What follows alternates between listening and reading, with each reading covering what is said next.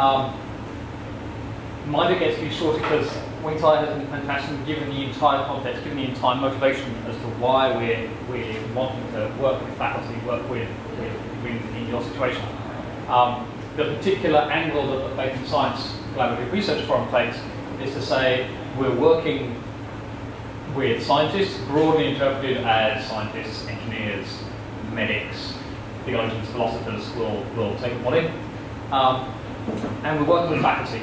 Our main pitch is to then work with faculty for exactly the reasons that Wing Tie outlined. It said, if you can do the big events and you can reach 100 people, or 1,000 people at film and 100 people at a big public workshop. But if we can actually change the way the faculty think, if we can change the way the faculty engage with the subject, then it's an awesome end in itself, and also it has trickle-down effects that you then change the culture within the university, you change the culture within the way people think. You can actually start to talk about how can we do science Christianly. And so this is what the Faith and Science Collaborative Research Forum does. We're based physically at Hong Kong U employs me, but we're not limited in our scope to Hong Kong U. We're very pleased to have people involved from other universities as well. So we stretch Hong Kong wide.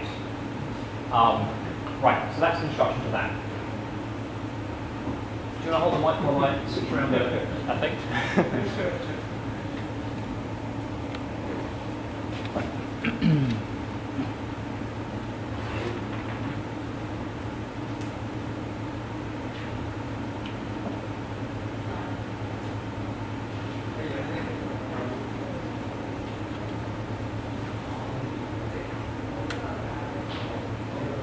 Here we go.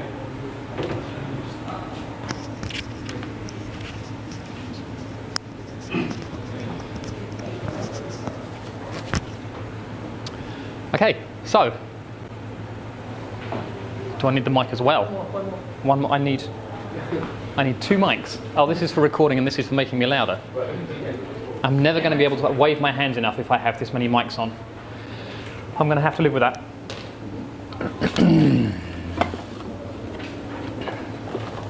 Okay, so I now put on my other hat. Now it's a pleasure to be able to give the first talk of the Redeeming Technology workshop series. This is going to go for about 15 hours.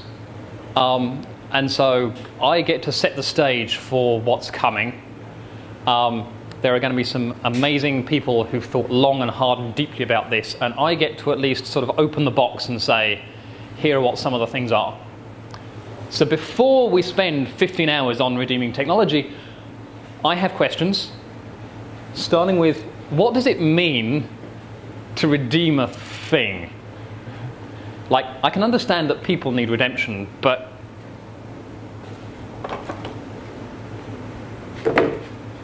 how do I redeem a fork? What does it mean to redeem a thing? So that's essentially my question for this talk with a slightly different title, but here we go. So there's an idea within science that scientists seek truth. And so taking mathematics as this nice basic idea, 2 + 2 = 4, it's true. You can't redeem mathematics, surely, because it's just true. It's not good, it's not bad, it's not immoral, it just is. Now, physics, of course, is applied mathematics. E = mc² is just true. It's a brute fact of the universe, waiting to be discovered, but there. Now, if you apply this to the way the universe works, it also happens to be true that uranium-235 will decay and it will release some energy when it does so. Right? That's, uranium is not evil. It just does what it does and it happens to release energy. Now, engineering, being applied physics, it's a truth of the universe that if you put uranium in a particular configuration, then you can set off a runaway chain reaction of nuclear fission on demand. Right? This is true. This is always true, whether we do it or not. This is just a brute fact of the universe. It's surely morally neutral. Right? The moral problem is not this, because this was always true. The moral problem is the guy that hits this button.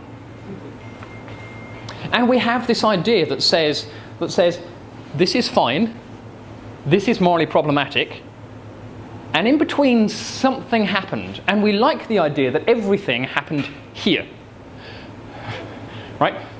It's convenient for us as engineers and scientists because we do this. We don't push the button. It's so convenient that possibly it's too convenient, and we might want to sit back and say, maybe there's something deeper going on and we should ask. So that then leads me to the question, what does it mean, again, I'll phrase it, to redeem technology? More questions that I have. Maybe you have similar questions. And if you do, you're in luck, because this is the outline of my talk. In redeeming technology, do I need to lead a nuclear bomb in the sinner's prayer? Spoiler alert, the answer to that is no.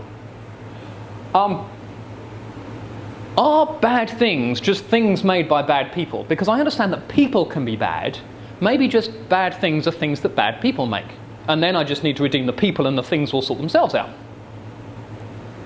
And if that's not true, and I'm going to argue that it is a bit more complicated than that, what does it mean for a thing to be good or bad? And then once we've accepted, I'm going to argue that we should accept that. Next stage of grief is bargaining. That's true, but is it my problem? Do I have to get engaged? And I'm going to argue that the answer is yes. And then we say, well, okay, if we can move on to acceptance, 5 stages of grief in 20 minutes. How do I even start thinking about this kind of thing? A little over, this is where I run out of hands, a little over 10 years ago, a young lady who later became my wife gave me this. It says, "I love you so much I could squish you." And I put it in my wallet. I still have it in my wallet. It didn't come with an instruction manual. She never said, "Mike, put this in your wallet." It just happened to be exactly the same size as my credit card. And I took the cue from that. Right? Now, before you look at me like I'm some weak-minded person that is just far too suggestible, where do you keep your Oyster card? Did you ever have instructions that says, put your Oyster card in your wallet, or is it just the right size to fit in your wallet, so that's where you keep it? Designers know that you never read the manual, and designers therefore go to great length to instill within the form of something instructions, so to speak, a message about how a thing is to be used. So this is to be held like this, in one hand, namely your right hand. This is designed to be used multiple times. This is designed to be used once and thrown away. This is designed to fit in your pocket. This is designed to fit in your ear, specifically your right ear, so that you never have to pick it up, and most importantly, you never have to put it down. This is designed to be just too big to put in your pocket, so that you carry it around in your hand all the time, ready to look at it whenever you need to, or whenever you don't need to, right? It doesn't fit, and there's a reason for that. All of these things are used in this way. I'm going to put this down because it's just weird. All of these things are used in this way as designed, and you never ever read a manual that says, throw this fork away, put this in your ear. Because the form of the thing itself carries with it a message about what it is intended for, how it should be used. So, going to give you a story. I have too many things on this lecture. Coke had a problem. People liked Coke. People drank Coke. They drink it for lunch. They go out with their friends of an evening. They drink it. Their friends would drink it. Everyone drank it in every country. It was ubiquitous. It was everywhere. And if you're judged by how much you can expand your sales, Coke could not expand its sales. You can't sell people more Coke when they drink it all the time, and everyone drinks it all the time. And so, and I mean, you can't get more than everyone drinking Coke all the time, right? And no one's going to be crazy enough to sit down for a meal and drink 2 servings of Coke, right? And so Coke looked at its product, and then it said, We could get people to drink 2 servings of Coke. Right? Who sits down at a meal and drinks 2 servings of Coke at once? This is 2 servings of Coke. Coke thought about this. They planned it. They said people don't want to drink a second serving. How can we make them drink a serving that they don't want to drink? So what you have here is how a Coke can works. If I open this, I now have exactly 4 options available to me.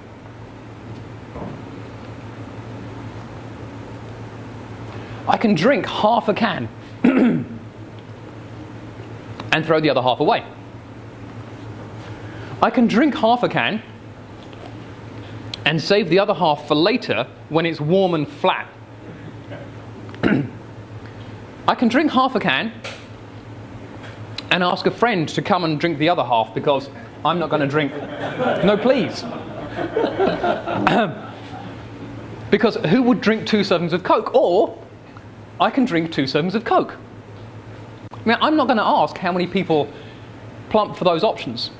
And I'm certainly not going to ask how many people have ever drunk 3 servings of Coke in a single sitting.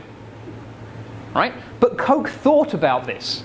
They made an active decision to get you to drink Coke you neither wanted nor needed to drink. And they encased that. They didn't give you a manual that said, drink more Coke. They just made the can bigger. Fair enough. Does that have a moral... I'm going to do the mic. Does that have a moral aspect? And I'm going to argue it does. In the world today, every day, 2 billion cans of Coke get drunk. In the world today, there are 2 billion overweight or obese people. Drinking Coke we don't need to may have moral consequences. Okay, but Coke was clearly just greedy people who made a bad design. So that was a bad design, was a design made by bad people. We can argue this, and you're all good people. You're all honest, upright Christian people, so you don't have this problem, right? I'm going to argue it's not so simple. Consider how to build a house. Here is a house. Now, historically, the life of the house happened in the kitchen. You had to do a lot in the kitchen, so you did everything in the kitchen. You cooked in the kitchen, you washed in the kitchen, your guests came into the kitchen, you looked after your kids in the kitchen. They had a kitchen table and they sat and they did their homework, right? The women who were, historically, the people who ruled the kitchen, were at the centre of the action. Now you get a bit more space and a bit more money and you build a bigger house and you can do a bit more, so what do? We can keep the workings of the house away from the sort of front presentable section of the house. So we have a slightly smaller kitchen that you can't fit a table in and certainly not a chair in, and we put a door on it so that people don't have to look at people cooking. And we put it round the back so that you can come in from the front of the house to the lounge without ever having to go through the kitchen. We put a sofa here so that your guests, when they come, rather than sitting in the kitchen and talking to you, have their back to the kitchen door and watch TV, because why would you talk to your hostess when you can watch a big colour screen TV? And your kids, of course, have to either do their homework on their own or have a tutor to do it, because what's mum going to do, shout through the kitchen door? The women, and it's still predominantly women who are in the kitchen, are now excluded from the life of the home. Was the man who designed this house morally bankrupt? No. Probably he was just a man. It probably never occurred to him that the layout of a kitchen was important. And so we have this situation that says, it's not just I plan to do something bad and design something for it, but if I am unaware that there are moral consequences to my actions, I walk into this minefield with my eyes shut. How much better would it be to actually wake up and say, you know what, there are moral consequences. Let's realise what they are so that we can build good things. And now you know why we're having this workshop series. That's the pitch for the entire workshop series. That's what this is all about. To be able to say, there exist issues, and we can close our eyes or open our eyes. So, what does it mean for a thing to be good? A good kitchen. Is my can of Coke, does it rub its little evil Coke hands and cackle a little evil laugh? What does it mean for a thing to be good or bad? I'm going to use an analogy, if I may. Consider a word like this. This word itself is not good or bad. It's patterns on a page. Right? The photons coming to your eyes are not good photons or bad photons, they're just photons. But still we talk about words as good words or bad words. Naughty words, offensive words, kind words, encouraging words. As if the word takes on a life of its own separate from the person who wrote it, which in a sense it does. This word will continue to be encouraging to people long after my computer, like after I'm gone. Okay, this word won't because I'll just shut my laptop down, but the words on your page will. I leave, I can get hit by a bus, but the words on your page will still continue giving meaning to you.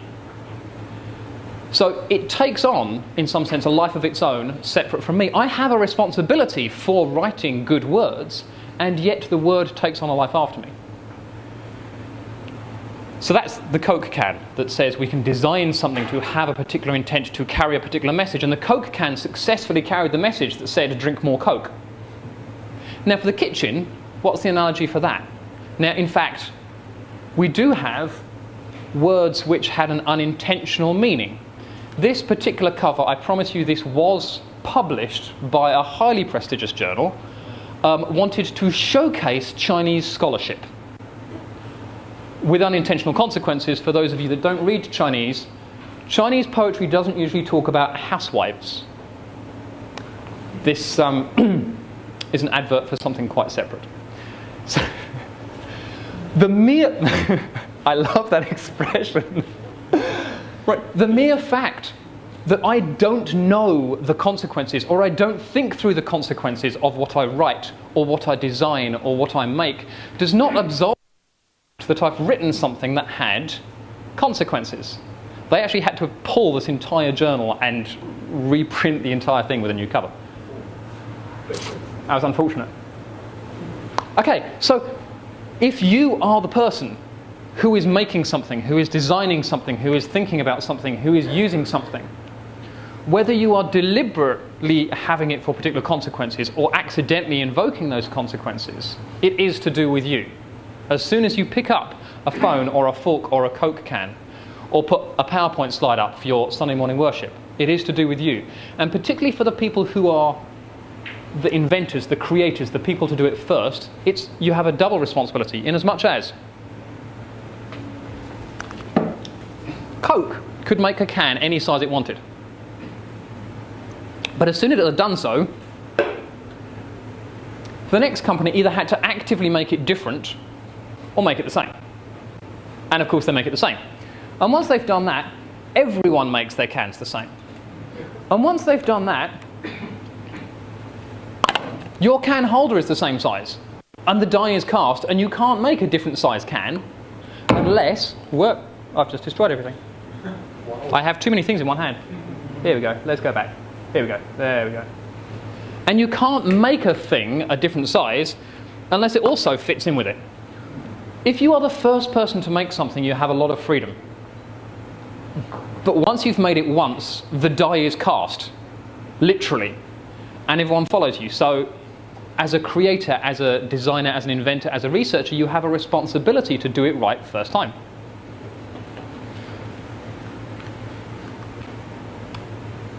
So, hopefully I've now convinced you that you're all on board on this and you have to do something about it. So where do we start? How do we even think about these kind of things? I'm going to suggest one question, which is a useful question, which is, what does my technology serve?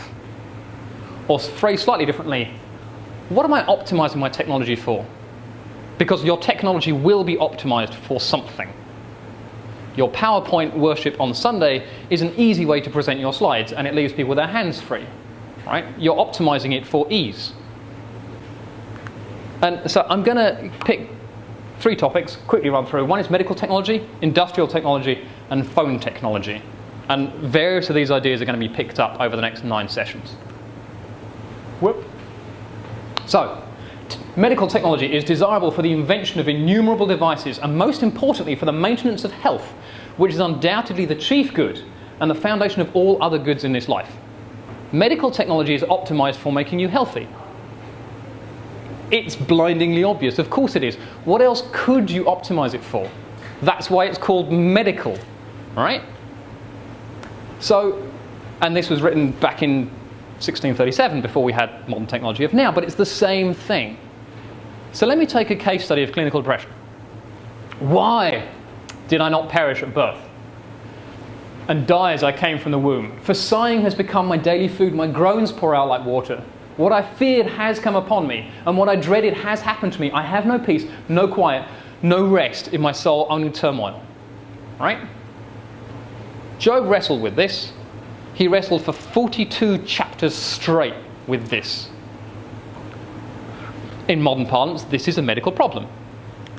And the conclusion he came to, right at the end, he said to God on his knees, he said, I know that you can do all things. No purpose of yours can be thwarted. My ears had heard of you, but now my eyes have seen you. Right? This is the consequence of this. And we shouldn't be surprised, because we know that suffering leads to perseverance, and perseverance leads to character, and character, hope. Right? Job sits in wisdom literature for a reason. This is the consequence of Job's suffering. Now let's imagine, if we'd optimized things slightly differently, how much shorter the book would have been if chapter 4 had started, then Eliphaz the Temanite replied, we got a pill for that. The book would have finished at Job 4 verse 2. If, as C.S. Lewis says, pain is God's megaphone to rouse a deaf world, technology provides us with the off switch. And we should use it carefully. I'm going to move on. Industrial technology. The primary, if not the only goal of human labour is efficiency. If I have a machine that makes widgets more efficiently, it is a good machine. If my machine is dull to operate, dehumanizing, degrading, destroys the environment and the social structure of the country in which it's placed, and makes widgets more efficiently, it's a good machine. Even if I don't need widgets, right? It doesn't have to be efficient at something, it just has to be efficient. As soon as you optimize for efficiency, you don't care if you need widgets or if you kill the people building the widgets, as long as you build something efficiently. Now, I'm not being anti-technology here, I'm just saying, just imagine what would happen if instead of thinking the aim was efficiency, if we said actually, oh, gone too far. Man's chief end is to glorify God and enjoy him forever. Would we build our technology differently? Okay, next one, phone technology. You'll recognize this picture. What do you optimize your phone for? Your phone is optimized for clicks. It wants you to click on it, right? A phone that wants you to click on it. Your web browser is not optimized for efficiency. It's certainly not optimized for glorifying God. It's optimized for you clicking on it. The consequence of that is it wants to draw you in. It wants your attention. It wants you to click on something to connect to your computer or your watch or the next thing that they can sell you to click on. A phone which pushes your attention away from itself and towards the person next to you is a phone that has failed. Okay, well, communication technology is sunk then. But information technology, right, I can find things out on my phone. Unless finding out information conflicts with optimization for clicks. Now you'll think I'm strange. Here we go. Here's an article, right? General article. If I read the entire article, I will click on fewer things. If I have 8 things on a single screen that I could click on to distract me, some of which are related to this article and many of which are not, I get more clicks. Why would my phone let me read to the end of a whole article if I could click on 3 things on the way down and never get to the end of anything? Because it's optimized for clicks. Okay, but I have Facebook on my phone. I can, even if I can't communicate, I can be sociable. Except that the human brain was designed for, thrives on, interacting with people face to face. And your phone does not want you to be face to face with anyone. It wants you for itself. So if you look at the amount of time people spend with other people interacting face to face and the amount of time they spend alone between 1990s and today, when this happens, you find Anxiety goes up, loneliness goes up, depression goes up, all three of which being risk factors for suicide, all three of which are consequences somewhere down the road of optimizing for clicks. So I don't need to tell you that if you have an information technology optimized to distract you from information, if you have a communication device optimized to inhibit communication, if you have a social platform optimized to make you unsociable, we have a problem. Right? Now, I'm not anti-technology here by any stretch of the imagination. What I'm saying is we've optimized for something that makes it do the thing that we didn't want to do because we didn't even notice there was a problem. Because we thought, hey, technology, how bad can it be? We walked into a minefield with our eyes closed. Now, if you make phones and you've always thought, I need to optimize this for clicks, I'm not restricting or stifling your research. You can still optimize it for clicks. But what I'm saying is you can also optimize a communication device for communication. I'm not restricting research by bringing in moral element. I'm opening your eyes to an entire field of research that no one in the world is looking at. Right? Currently, we optimize technology for things that are interesting in technology. Rankings, ratings, bums on seats, clicks. We can do that, or we can also say, hey, there's a whole new field over here of optimizing things for things that are important to people, to the world around us, heaven forbid, to God. Perfectly valid research, just as good as optimizing for clicks. Okay. Almost finished. How am I doing for time? I've not been watching. Good. Wonderful. So,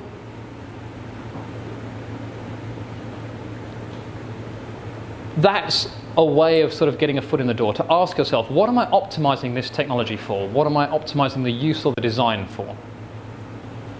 And then you find that the world around you thinks very differently. So here's just one hack for just being able to break out of the mold, to think differently. So you've just designed a new phone, and your boss comes to you and says, this phone design does not optimize how easy it is to reach you at any time of day, at any place. Right? There are usually two responses to that. Namely, you're right. It doesn't optimize how easy I am to reach at any time of day in any place. Let me go and fix that. Or, you're wrong. It does actually optimize how easy I am to reach at any time of day and in any place. Because maybe you didn't notice this feature on the back here that does whatever. Okay?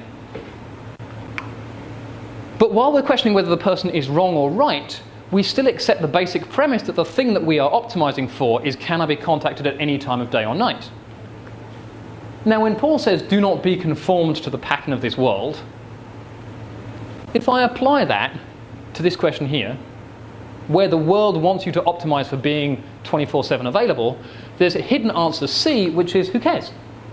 There are more important things to optimize my phone for than whether or not my boss can reach me at 3 in the morning.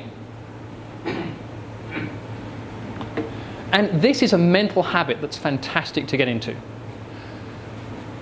The way you're using technology in your course, your students' grades are worse than they were before.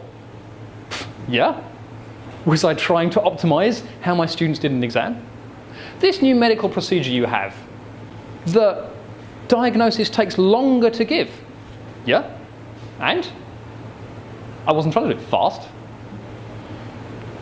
This new product packaging you have reduces our sales. Yeah? We can think differently. And so the aim of the next 14 and a half hours now is to dig into how that works. So, summary, very quickly. Stuff is not necessarily morally neutral, right? It's nice to think it's just an object. People need redeeming, but stuff is just stuff. And I'm saying that is misguided. We don't usually think about the fact that stuff is not morally neutral. But when we do think about it, we have an opportunity to make stuff that is good and to use stuff in a good way.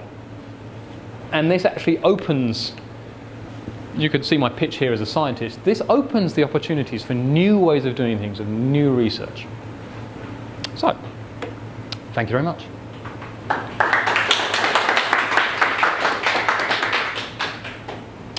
So the way it works now, we have questions until what time do questions finish? Yeah, we have 10 minutes. Okay, so you've got about 10 minutes or so for questions, and then in your folders there's going to be a group exercise for you to sit and chew over some of these things. But questions? You say in the next to last slide that we should think differently, but it seems that many of the implications you had were not just about thinking, but about living, about choosing, about having specific, not only ways persons as individuals live, but systems, maybe even creating new kinds of environments.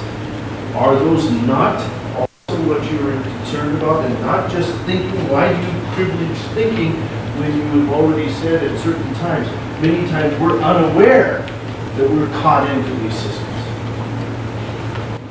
Yes, absolutely. So yes, we need to think differently. We need to do differently. We need to feel differently. We need to readdress our priorities of our gut thinking for how things should work out. We need to think differently, to do differently, to create things differently so that we have differently. So for example, it's very difficult to think differently if you still have your phone in your pocket, right? Because it's there. And as soon as I get in the lift and there's no one else there and I've got 7 whole seconds of silence to go to the bottom, it's very hard to think differently and not do this, right? So then you have doing differently of maybe not putting my phone in my pocket, or doing differently of getting a different phone. So yes, so I've used the word think, but this is too narrow. And in your groups and over the discussion and over the coming 5 sessions, please do bear in mind, it's not just about the thinking, it's about the doing, the acting, the creating. It's intended to be a very general concept. Perhaps there's a connection to your phrase, thinking differently. We usually do our best. It is most people just think that we are doing our best in living the way that we are. So it's a matter of awareness. If I don't know that I should think differently, I thought I'm different enough, but how do I think differently when I'm already reaching thinking differently? Run that last bit of the discussion again.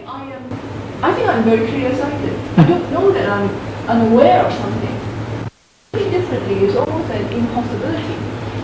I do believe that I think differently, but until I find that I should think more differently. So it's a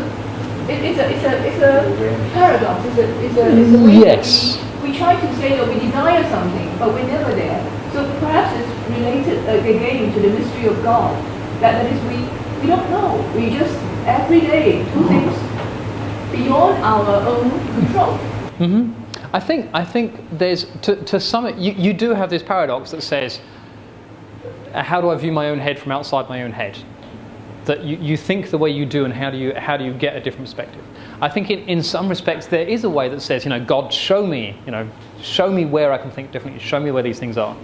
And I think another way of realizing that there is a different way to think, advert coming up, is to turn up to something like a workshop where people discuss these kind of things. I mean, chatting to Wing Tai and Lauren over the last year has genuinely been an eye-opener for me. The books on the reading list that I'm not sure the reading list is actually in here. The full reading list is on the website. But the books in that, things like Technopoly by Neil Postman, where one chapter is on this week's readings, to see there is a different way to think is really amazing. I've found since I read Technopoly in preparing for these sets of sessions, and I was commenting to Wing Tai just now, it's actually really screwed with my mind, simply because I'll find myself having a conversation or just standing in a room and noticing the way the bookshelves are arranged, or noticing whatever, and thinking, oh wow, everything can be viewed differently. And so I think one way of being able to get out of your own mind, or let me rephrase that sentence. The aim of this set of sessions here is to help you to get out of your own mind and think differently. Tell me in 10 months' time if we succeeded. Any other questions?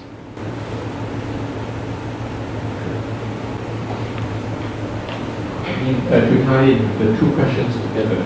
But thinking differently, I mean, you have people like the Yerevan, saying against methods, so everybody, you should allow everybody to say whatever they want to say and so on.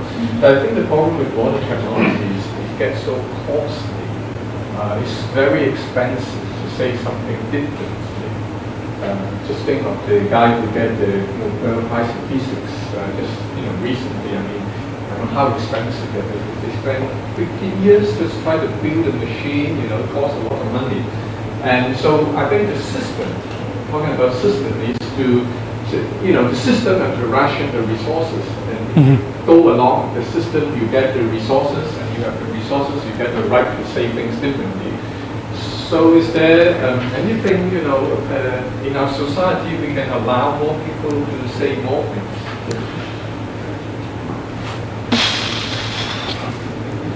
Once redeeming technology is finished next year, we'll have 10 sessions on.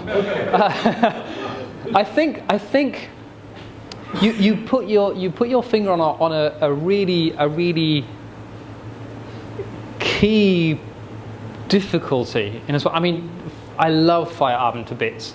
I think that what he says in principle is great, but I'm very aware of the fact that you can only build one thing that looks like CERN. You can't. I mean, my background is quantum mechanics, and we've put all of our eggs in the Copenhagen interpretation basket. Right? If you do Bohmian mechanics, you can't get funding. It could be right, but we don't have enough resources to spread ourselves too thinly, and so that is a problem.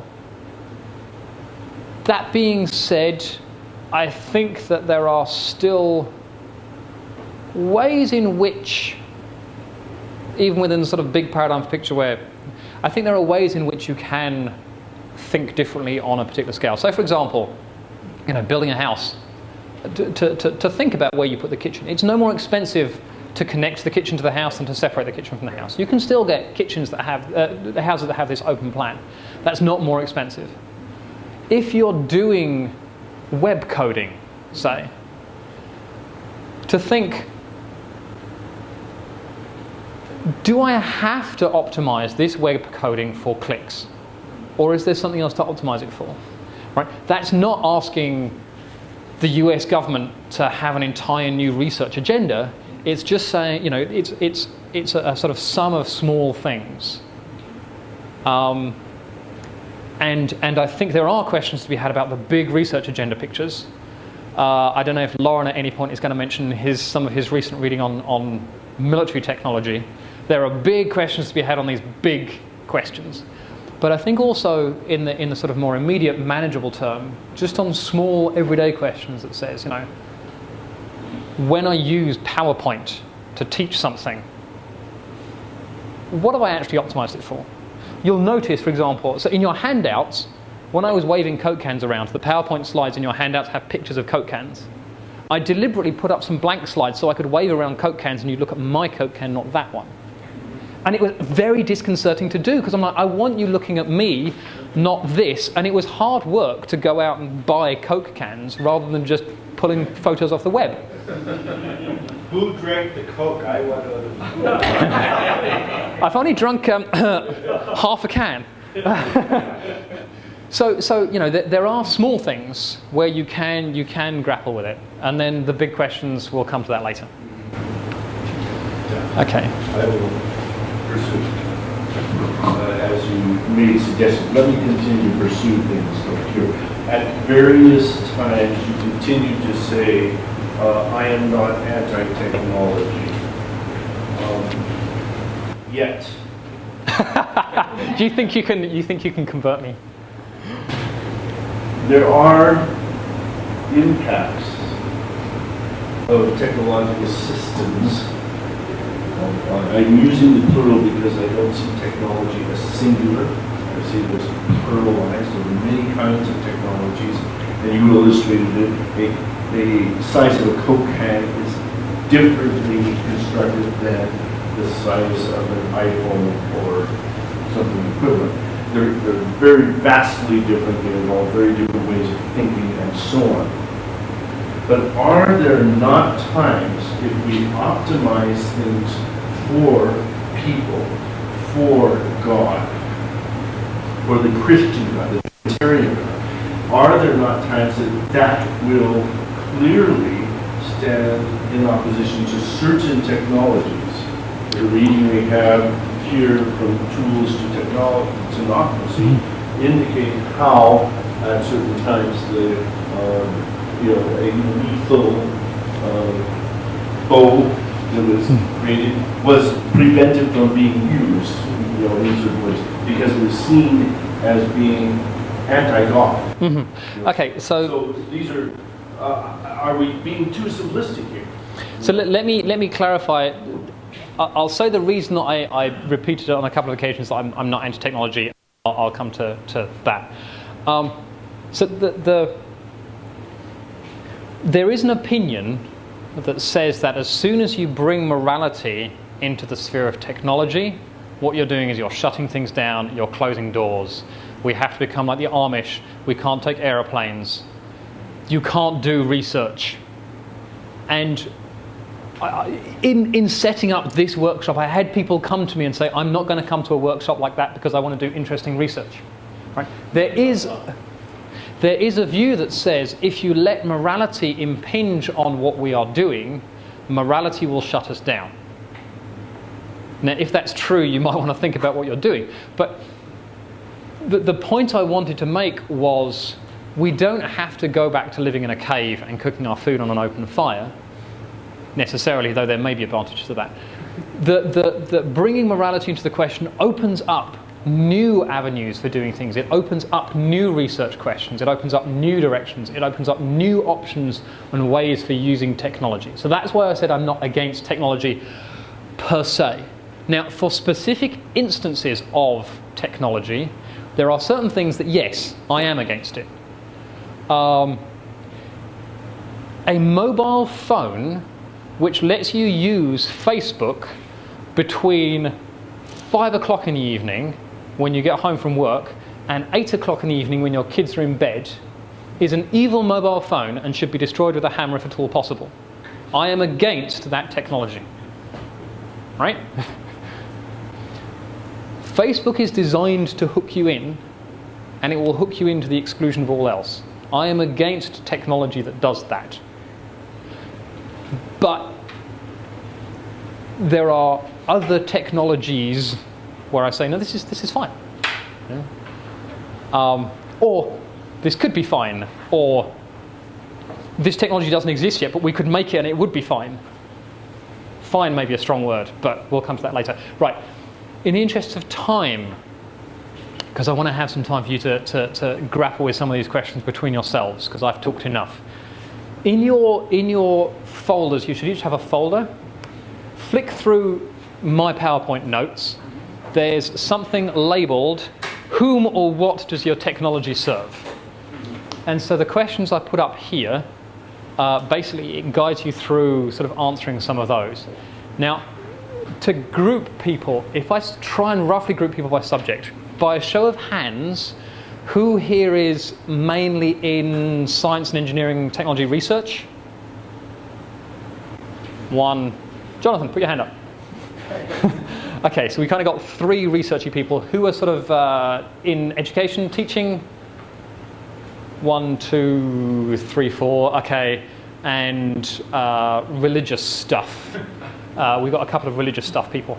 Okay, so if we can have an engineering science research thing over there, a teaching group over here, a religious stuff group over there. Yeah, round tables outside. Awesome. One group, once you've sorted yourselves out, go and grab a round table. And does anyone not fit in those groups and I'll make up another group?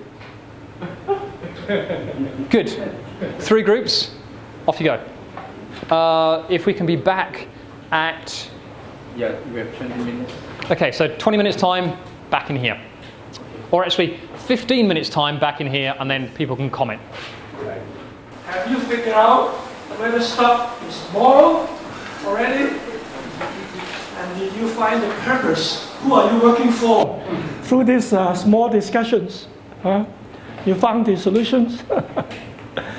Now my job here is to lay out the overview of the whole series and all the terrains, all the thinkings. So we will not enter into details of any one of them, but just to map out and to stimulate. And technology, at the end of the day, is something, so multidimensional, so rich as a resources for Christian and contemporary reflection. Okay? And you can raise your hand if you want to me to expand a little bit here and there. Now, at the tradition of Leonardo da Vinci, we have a different handshake, not from God and Adam, but somehow, have you seen the movie Ghost in the Shell? It's a hybrid, human and machine. Now, I want to go through this with you. You tell me. You can raise your hand, all right? Common use of technology. First, we can always use technology for a purpose. And maybe for a good purpose, then we can use any kind of technology. If you agree, raise up your hand. We can always use technology, especially for good purpose. What do you think? Yes or no? Yes, raise up your hand. Yeah, it's good. Okay, that's good. Good, it's right. Don't be complicated.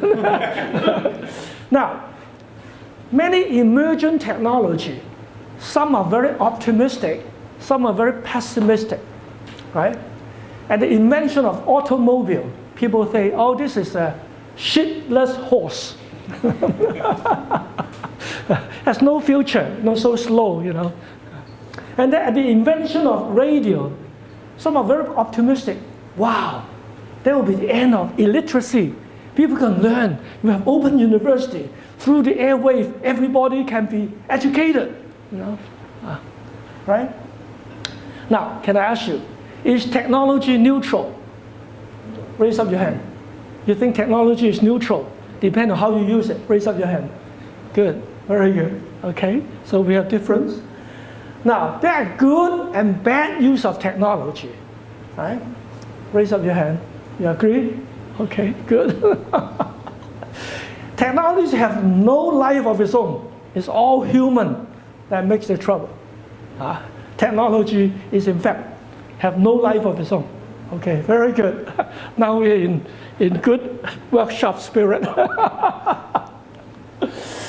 Now, there are some common applications of technology. Some common applications. Remember Bill Gates wrote a book, something called Information on Education, the blink of time. People still today, some educators think information is education, right? So the future of the university is the smartphone because you have Google and YouTube, right? Right? Do you agree? No, nobody agrees. You're still teaching at a university. Anyway, and ranking. Have you thought about that? Ranking of universities. How can you publish a paper every year on Shakespeare? Very difficult. Hong Lao Mong. Very difficult. But you can publish a paper every day in new technology, nano, genetics, So technology ranks over, and all the MIT, Caltech, all the technological-based universities got high ranking. Have you thought about that? And then we use religion. Our Choi Sung was talking with me over the break that people use worship PowerPoints. Is the spirituality the same? Does it shape a different kind of spirituality? PowerPoint singing and PowerPoint worship? Bonhoeffer think differently. Bonhoeffer said, in worship, if you sit next to the other and shake hands, just being present is therapeutic.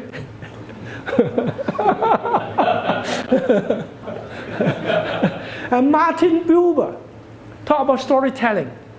That a guy was telling a story every time. Different, it's a creation. Also, there was a guy who is handicapped, 残疾, how do you say? Paralyzed. And then he was listening to a story. The story was so moving, and he was so excited. He jumped up and forgot about his paralysis. So storytelling in life encounter have miracles, different from mediated. You agree? It's fascinating, right? Church, common technology, media training, genetic counseling.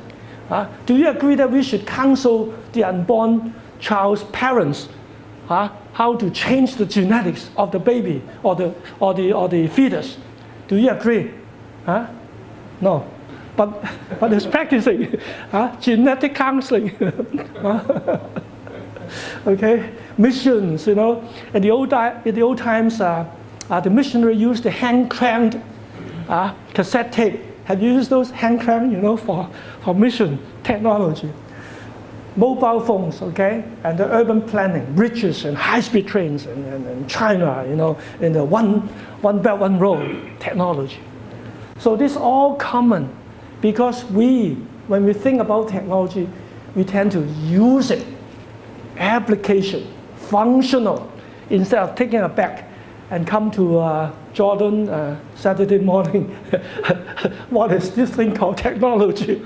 Should we redeem it? So we are rare breed.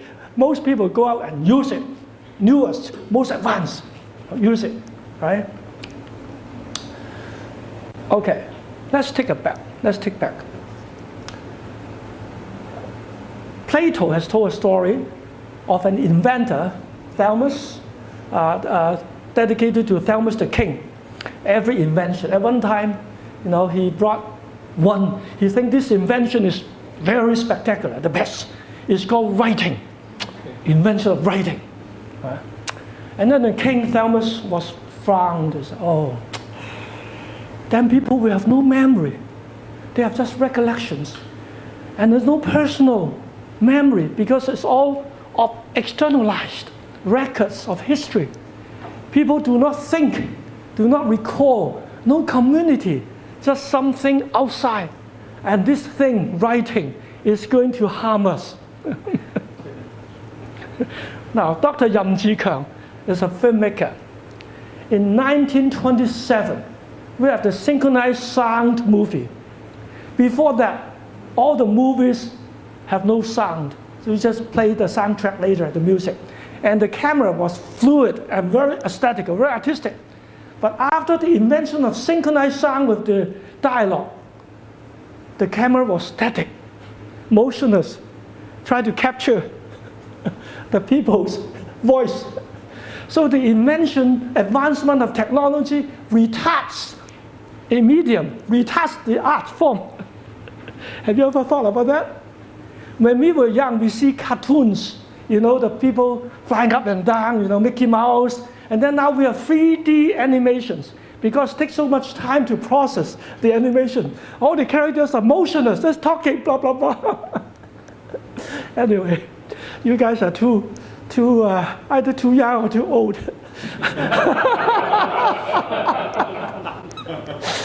I saw the 3D animations of my grandchild all the time. Anyway, so Photoshop. After the invention of Photoshop, we have no wonder for any photography anymore, photograph anymore, right? You have one rainbow, two rainbows, three rainbows. Wow, no, it's Photoshopped. Do you know what France has done today? Every Photoshopped pictures in advertisement, you have to claim it. You have to put a claim. This picture is Photoshopped. It's legally. They just passed a law. Do you know? Anyway, change reality. The A-bomb. The day after the A-bomb, all the scientists of the bomb got together. They declare, Virginia report, we did not know the consequence of our invention, but we invented it. We thought it's for good use. Anyway, so that is what we are doing. we gain or lose an invention.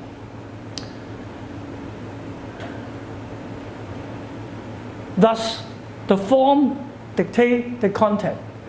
We create certain tools. Will the using of the tools recondition us? We try to use voice, language. Will the using of language and voice condition our thinking? You see, we create something for our use. And that thing, after repeated use, shape our consciousness. Okay? Marshall McLuhan says, the form is the content. In Valentine's Day, 12 roses or 1 rose, which one has more love? Or if you dare to give carnation to your wife, you got into trouble because most people give carnations to mothers. The form is the message. And Alvin Toffler says, the speed of change will condition us. The speed of change. We call future shock. So not neutral, everything is conditioning. And then because of the change of the third wave, first wave is agricultural, second wave industrial, and third wave is information. And how can you change land? You cannot change land that often. Factories, you may change it, but it's still difficult. But information, you can change it every day, every hour. So the speed of change is so fast that the social landscape, the structure, the politics, everything is changed because of the media form. Not only our consciousness, society, the way we communicate. How many do not deliberately not using WhatsApp? Lauren. Are you French? Swiss, okay. Neutral. Now, there's a guy, Harold Innis, who started all. He says the media form, the technology shape our consciousness.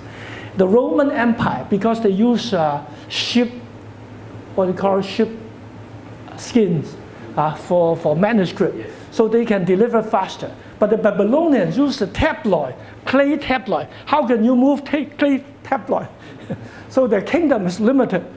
You see, the technology limit a kingdom and a structure. And Walter Ong talked about orality, how it's different from literacy, from writing. And Elizabeth Eisenstein, whole life she spent on the printing press, how put a word into a line, into a fixed space, into a space-biased thing, as compared with sound and film and radio, which is a time-biased medium. Because when she was in grade 5, one teacher told her, language helps us to explain ourselves, but also language limits us to express and think about things. And she spent her whole life pondering on that, how language limits us, at the same time expanding us. Wilbur, I told you about this storytelling and so on. So today, all the universities have online education, global education, intensive face-to-face, We are, in a way, the church uses media. Everybody uses media without really critically examining what technology and media are doing to us as humans. Okay? That's why we are here. The first reading we will be doing at the book report in 15-20 minutes later will be from this book, Neil Postman. And I have a scanned version for you, right? And also during the whole Redeeming Technology series, we try to use this book. It's good for pillow. Philosophy of Technology. It's an anthology. It's quite good. It has the historical and the current, and it's a gold mine, about 60 articles. It's heavy. Only $50. Is it $50? $40? Anyway, US. Not Swiss. Anyway, do try to read as many chapters as possible. And we try to have all the presenters choose 1 or 2 or 3 chapters for each session. How many have read the 2 that I specified on this book for today already? Wow. So we do have some. Okay, that's good. Okay, not bad. Okay, very good. Nevertheless, we'll talk a little bit more about this later in the book report. Here's a very brilliant guy. Technology started as a tool. We use a tool, we make tools. And then the tools are initially incorporated by our culture. And later on, it changed our culture, and later on, it eradicated our culture. Okay, perish our culture. And it's called technocracy and technopoly.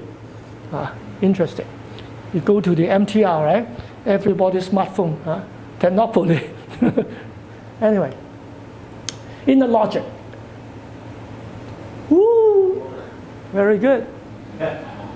Technology, you see?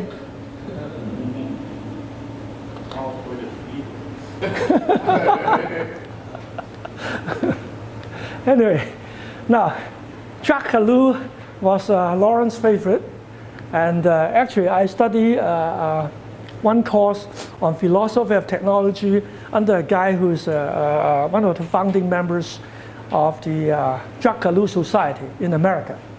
He has written many books. His main point is that using the French word la technique, technique has a life of its own. Work for proficiency, work for efficiency, work for productivity, and it becomes a system. And to the end, it might maximize its effect to the extent it may marginalize human rights. Okay, that is what, and here's the book called Humiliation of the Word. You think that we are living in a visual icon. Everything is visual. And that somehow the word is undermined. Anyway. And there's a guy called Parker Palmer who wrote a book called To Know as We Are Known, Education as Spiritual Journey. And then he talked about, is there a way to draw the line?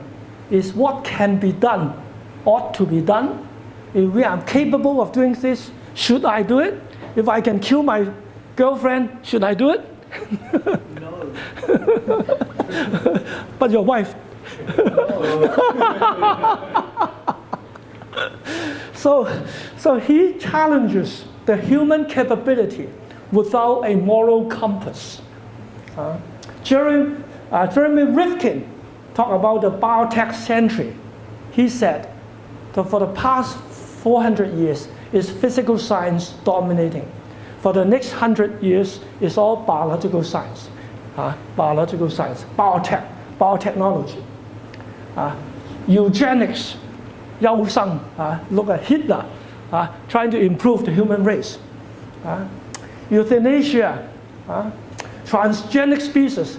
Have you read a story about Pinocchio? With the nose and the tail and the ear, transgenic. What if we mix the genes of a mule with human? Then we have Pinocchio, right? Is it possible? Should we do it? What can be done should be done. Is it the frontier of science? Should there be limit? If we limit it, then we are not scientific. We are not promoting human knowledge. As if promoting human knowledge and advancement is the norm. And people frame it, most people, evolutionary advancement, using the vague term of Darwin. This is what we are facing. Gender. How come people are so much into genetics, airspace, computer, and very little focus on the gardening technology, kitchen technology, baby. Recently, there's a lady who invented some hot, warm pad to save thousands of newborn babies in India because they don't have electricity. And there are many of the babies died, and they invented a very warm pad that can cushion the baby. But most of the technological journals do not publish this kind of technology. So do we have a gender bias in technology. Ladies are more nurturing, communal, and guys are more conquest, excellence, precision. So there is a Fenber and others. And we have Monsma, who talk about responsible technology from the Calvin College Scholarship. Convivial tool, Ivan Illich. Now some technologies are more alienating. Some technologies are more, we call convivial, communal building, celebrative. And he mentioned postal office, the postal office. Today we use WhatsApp. But postal office at one time was very innovative because only the rich can have letters. In Chinese, Dou Fu, one of the poets, who mentioned 家書抵萬金. In the old time, postal office only for the rich, but he says postal office. And also bicycling is convivial.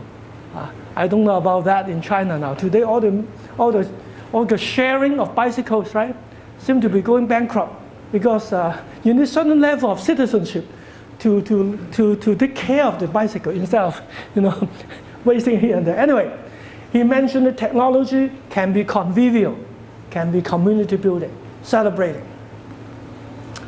And then Colin Gunton, in a book called Christian Faith, he said, God created the world through co-creation, through media. The first thing God created was what? Before the planets. And God said, there shall be light. And there was light. So God used what to create light? Word. Spoken word. And then he used what to create Adam? Clay. Clay. The dust, right? That's clay, right? Okay, use what to create Eve? Rib. What about fruit? It's the trees. So God creates things through media, co-creation, participation, community. That's how God creates. So he mentioned about, and then co-creation is an ongoing process that will become what God intended us to do. So not God just did his creation and then stopped and Sabbath. No, he's continued creating and then co-creating with us. That is what he thought about, right? Redeeming culture. Now, Ghost in the Shell. There are some utopian and dystopian visions. Ridley Scott, very famous director, who has produced the Aliens series. Recently, they have the Covenant. They have two cyborgs, right, fighting each other. Anyway, Blade Runner, cloned. If we cloned a human with a short lifespan, maybe 4 years, 6 years, how would we relate to clones? If you have memories and one day you found out yourself as a clone, and your memories are implanted, how would you react, Mike? You thought you married to Katie. That is what the science fiction. I think science fiction is always visionary, and then Ghost in the Shell, and then the Friesland's Metropolis, Brazil, Her, Inception. They're all thinking about technology in a storytelling way. I think I encourage most teachers to see more science fiction and science fiction movie. Good for us. So at the end of the day, how can we redeem technology? What is at stake here, as Walter Brueggemann in his book called Prophetic Imagination, is two things. One, sovereignty of God. Second, human dignity. Whenever you face technology infringing human dignity or undermining the sovereignty of God, then we have to caution. We have to caution. Secondly, invention is designed for a purpose, like Mike was saying about the apartment design. In Taiwan, after the earthquake, some architectural students were asked to rebuild a village, and they interviewed all the villagers and write down the stories and how the grandma, you know, 晒紅棗 in the morning, doing this and babysit, and then try to create an architecture that facilitate their life easier, better, and community. So that is design and regulations. In regulations, in inventions, in utilizations, we need all kinds of thinking, values into technology. And then the origin of technological inquiry on a philosophical level is Martin Heidegger. How do you say? Heidegger. He's a German, right? Very difficult to read. But anyway, he encouraged us to have a questioning spirit, to draw out and what is essential there. And then E.F. Schumacher talk about small is beautiful. That's partly Lumina College is trying to do. How can you have the smallest platform of higher education in the border of China and have the most influence like a chemical reaction catalyst? E.F. Schumacher. Small is beautiful. He talks about appropriate technology, intermediate technology, and then the systematic abstinence. Try not to use your iPhone for 2 weeks.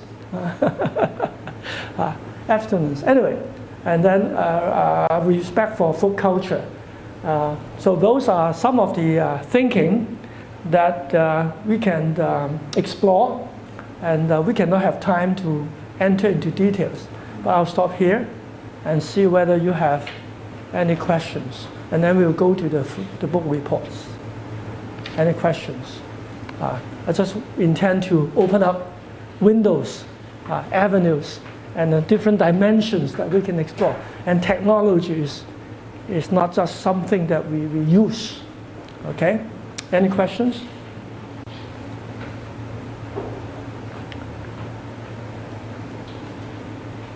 Or anything you want to share in addition? This is by no means exhaustive. Except for Lauren. I know he will have thousands of things to say, and I give him 1 minute. Silence also provokes us. Is it possible that even the PPT presentation we've done has overwhelmed us and we don't know what to ask? There's so much information that it's hard to bring ourselves to grasp it. This is the way we do our modern education. We give these big summaries, but then people are overwhelmed. Where do I start? How do I begin? If I'm going to have my mind transformed and we're going to do all this and we're going to do this together, do I start with the sovereignty of God or do I start with systematic abstinence? Is there? I think there's an overwhelmingness to our ways of engaging this too. Can we redeem this? I think the series has 10 presentations, and then Mike has shown that he focused on one topic. My job is going to give an overview. So we have different functions. And my job is going to overwhelm and to stimulate and to make sure that you know that there are a lot of things to technology than you have known. And I have finished my job because you got overwhelmed. And then you have to start reading. You start reading and research. Your job is to confuse us. To awaken you to confusion. Yeah. Yes. Yes, I am very impressed with the overview of all these people who have been thinking about the power and the hazards that technology has brought to humanity. I'm just wondering, your personal stance when you are ahead of us in reading all these very interesting philosophies and scientists and so on. That technology is not a new thing, it's ongoing, it's with us from the beginning. So how come Right, go ahead. how come that we are thrown into a state of being controlled, despite all these heroes you have foreseen. So that means the books are passing from one generation to another, and from one across boundary, across national inheritance.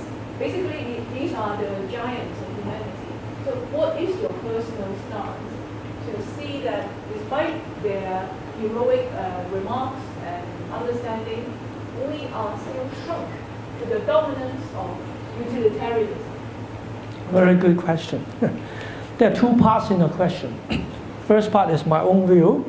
The second part is how come, we come to the state starting with tool using into technology dominating. Well, anyway,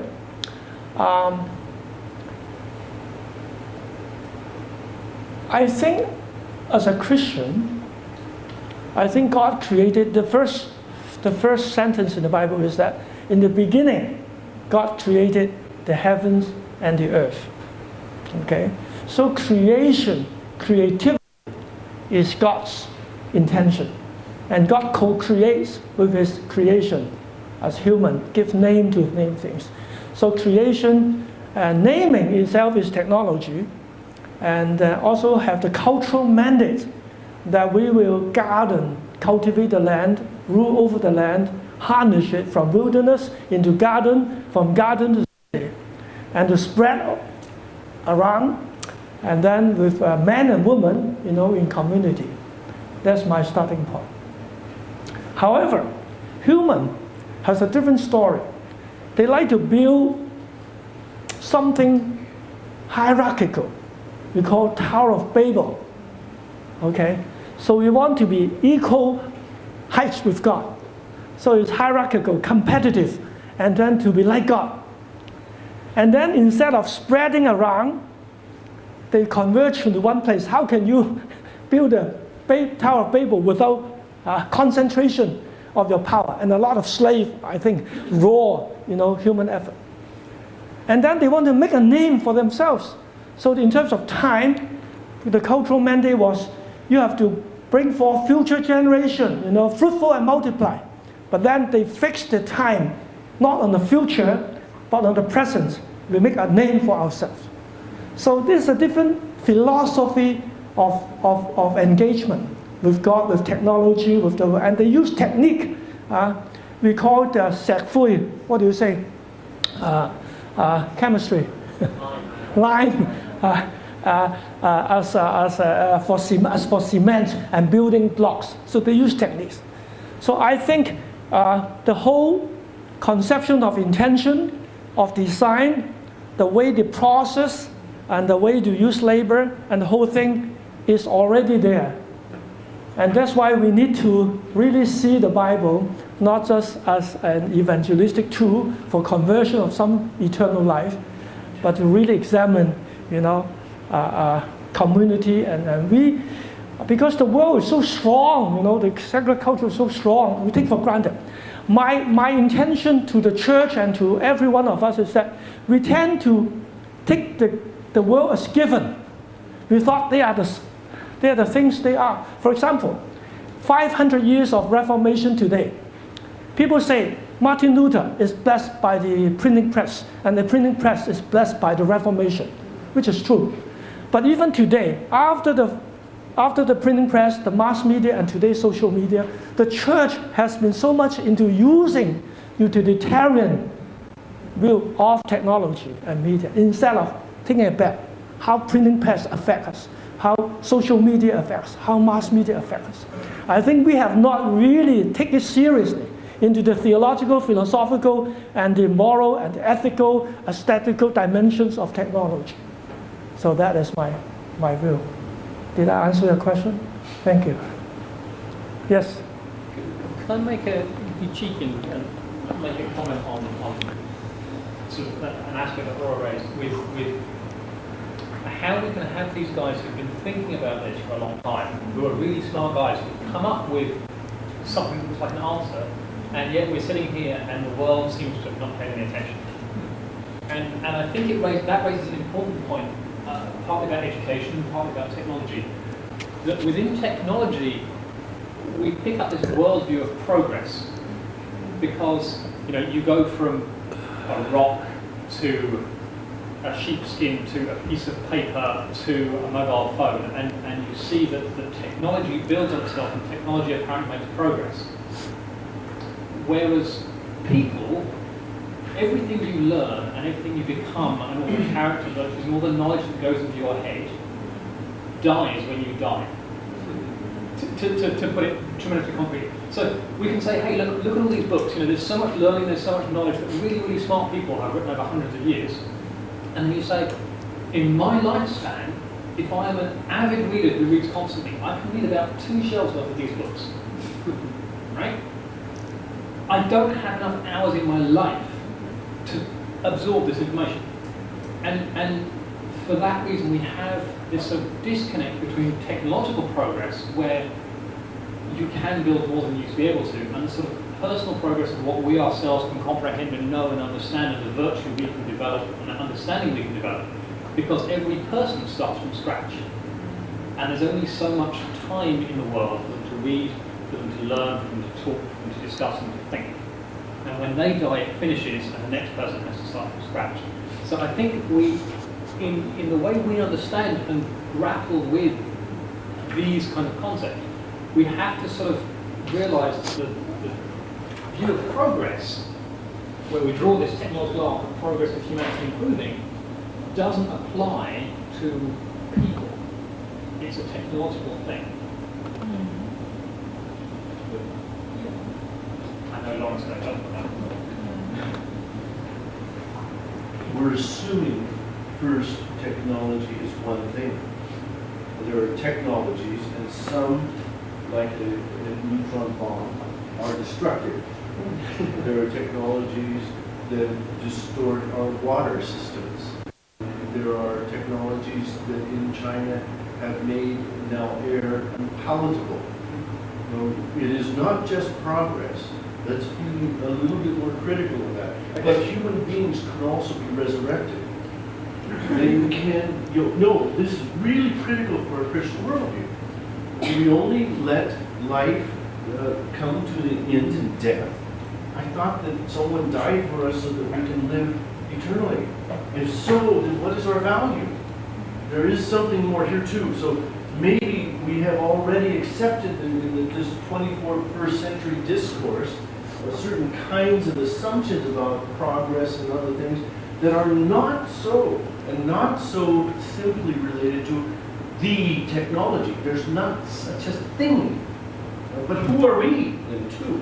Let us affirm what our faith says too, and not simply accept, because this is really a reduced form of humanness, isn't it? I die. But that's not the whole story. Yeah. So I do this, Mike knows, I'm not here, we're in the dialectic of these speeches, and we speak to each other. Right. Coming to speak and articulate these things is hard to do, simply because so much of it has been told us. We don't know how to reflect on it in a deeper way. And I'm in the process too, so I join you all in trying to rethink these things and ask, is there more here? Okay, thank you. Can I clarify my point ever so briefly then? Okay. To take that into account, what I would then say more precisely formulated is technological progress is not the nice, simple, clear-cut thing that we see, and human progress is not the nice, simple thing, and human progress and technological progress are not the same thing as each other. We can't just take the lessons that we learn here and say that's how people are. I think both of you are right. And there's an assumption of human progress. Can I have that microphone? This one is better. I think this one is better. Yeah. I think human progress was assumed in the light of evolution, that we thought that we always have to progress, have a sustainable development. We always need to be developed, we thought. And that will dictate, upgrade. Now, can we move to the book reading? And then it will go deeper into certain sessions in the overview, okay? Now, all of you may have the scanned session on the technocracy. Anyone who has read it? Huh? Do you want to summarize it? What is it about? And what do you learn? Yeah. Yeah.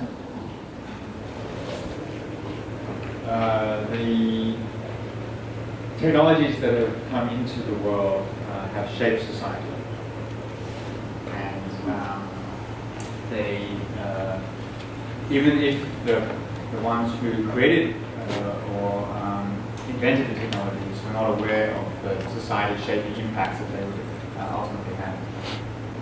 And so they talked about several particular ones, that some of them shape society in ways which privilege certain parts of society over another. So an example of that was the mechanical clock, which came to privilege the commercial world over the ecclesiastical world. Very good, very good. Because something like the mechanical clock, we are not aware that we are dictated by it. Look at the Oscar nomination ceremony every year. When you try to thank your grandmother, grand uncle and this, and they stop you, commercial break right there, No more talk, you cannot say anything, you are not human, you are clockwork. So we have to adjust ourselves to the clock, to the machine. And then, anyway, historians, we use the Stone Age, Bronze Age, you use technology to qualify us as human beings. And is it true? Are we more than a tool user, tool maker? What about literature? What about art? What about fantasy? What about dream? What about rituals? No, they're all human. But why we just use technology to limit our qualification of human being? And then he says, initially, the simple tools are incorporated into culture. But then when the tools have become more powerful, like rivals, this generation of human, we today, we have the ability to use up all the planet's resources, mineral resources, by ourselves, without thinking about the future generation at all. We have this technology. So when technology is so strong, it not just affects our culture, it replaces it, like the rival, replacing the bow and arrow and the printing press, and the telescope. Changes the church cosmic view of the center of the universe, whether the earth or the sun or what. So we have to really ponder how technology is now changing us and also dictating us. That's what he's trying to say. Okay? Any comment? Max, you want to say something about how literature, fantasy, dream, and the storytelling is much more important than technology? What do you say? Definitely. Say us more. Say more. Say more. While you are teaching it. I'll say something when I think of it. Okay. Definitely. Because we are so technological minded. Anyway. Any other comments? Yes. I'm not going to make any comment, but I just have some personal opinion. When I first looked at the title of Deeming Technology, I was asking questions like, what are we deeming technology into what? And why do we do it? And how do we do it? This morning I really learned a lot, but my suggestion is that maybe we can somehow put more emphasis, or at least put faith into the picture. What I can get is that everybody's talking about technology, but very little about faith and how we can use our faith to somehow make a difference. I think you're right. I hope that your remark may have changed at the end of the 5th session. And initially, when we talk about co-creation in Genesis, talk about Tower of Babel, talk about the do not conform to this world, be suspicious about technology. I think even the Walter Brueggemann talk about God's sovereignty and the human dignity. They are all Christian. They are all faith. They are all spirituality. But we are not talking about a talk, the Christian thinking about how to redeem technology, 1, 2, 3, 4, 5. It's not in terms of 7 steps. You see, it's an engagement. Anyway, So hopefully after the 5th session, you are more joyful. Okay, now let's go. Yes. The second bullet point, just a big one, it's not a very big one. Are you saying that therefore the taxonomy is problematic? That's what Neil Postman is questioning. Yeah. He thinks it's problematic. We use technology to frame us without all the other aspects. What Max was trying to say is problematic. We focus as a human tool making, tool using species. Yeah. Okay? Now, Louis Mumford, my favorite. Have you read this article? How many? It's a very important one, and I encourage you to read all his books. You know, Culture of Cities, you know, Human Condition. Wow, fascinating guy, all right? And after the Second World War, how can a guy be brilliant? What Orwell was saying, how come there are so many good books? And then we are still, you know, sitting here. Anyway, he says, impact of mathematics and physical science has great influence on technology, like nuclear energy, supersonics, and computers, AIs, and all that. In the past, we used technology, and then we master technology, tools for human use. But then sooner or later, we create technology that we are devoid away from habitat, for the natural habitat. Like we have virtual cyberspace, we call cyberspace, urban space, city space. You look at all the for example, the Hong Kong government. They dismantle all this the market, the folk markets, and they create certain regimented new markets, and nobody goes. So the natural human environmental, you know, habitat, we try to regiment it, scalable, machine control, predictability. It's all machine thinking, okay? And we depersonalize using collective organization. That's what he thinks, that we are initially a symbol makers. We are language makers. We are art and ritual and fantasy makers. We are not just technology and tool maker. That's what he's trying to say. And then, from history, he realized that even in the old days, we have big pyramids in China with the Great Wars. The result is of thousands and thousands of human slavery, using a brute force, limited. The people died in creating those artifacts. And then he called that the massive human collective force, the mega machine. And it's using political, the king from the divine power, regimented poor people in the West and the East and everywhere, mega machine that created history. And we are the greatest machine of collective human labor. And that was the past. Highly precision, you know, using the sun and the moon and the solar system, the pyramids and all this machine. And then he jumped to the today. In automation, AI, and nuclear, we use the same mentality, same precision. Only that we may not use the human as labor, but the human is a bystander. Look at pushing buttons. In other words, we do not develop human potential totally, but we focus on one narrow band of human capability and focus, intensify it in the name of proficiency and productivity. That's what he is trying to be awakened, that we are more, much more than that. We are much more and need to be developed than that. Life-centered and work-centered, symbols, relations, religious and everything. That's what he's more on the human condition. Okay, that's what Louis Mumford. Any questions on this? Go read it. Very fascinating chapter. By the way, Melba McGay, without knowing me choosing that chapter, would like to choose that. Anyway, so some speakers coming up. Finally, we have the cyborgs. Moratorium. Moratorium is the end of the lamentation. Cyborgs. Computation, cognition, and commerce. Now, let me ask you a question. Is the human brain purely a computer for computation of data?